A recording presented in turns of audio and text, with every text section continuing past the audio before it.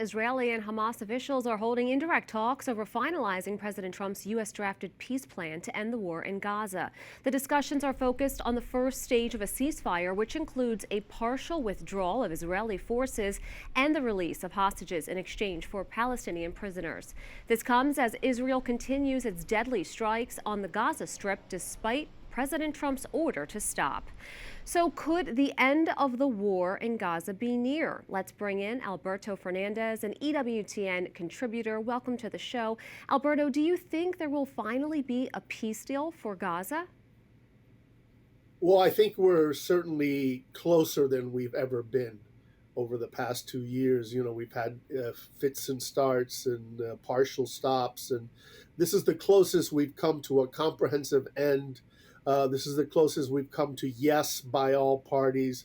We're not quite there yet, but certainly the administration has brought it as close to the finish line as we've seen in 2 years. But we've also seen the Trump administration, really talk about wanting to add that pressure. So do you think that the push for peace comes after Hamas even said it would release the remaining 48 hostages, 20 still believed to be alive? Could that come to fruition? Well, there's a basic problem with the peace plan, which is inherent in many plans, which is it has immediate, midterm, and long-term goals. I think there's a good chance that given the intense pressure that the administration is bringing to bear on both sides, that the immediate results of the plan could very well be accomplished within the next, say, days or maybe week at the most.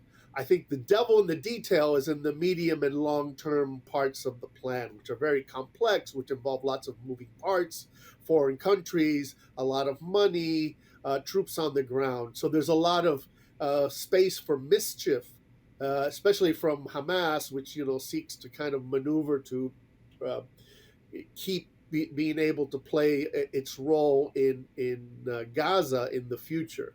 So I'm short-term optimistic, but long-term maybe a little more cautious.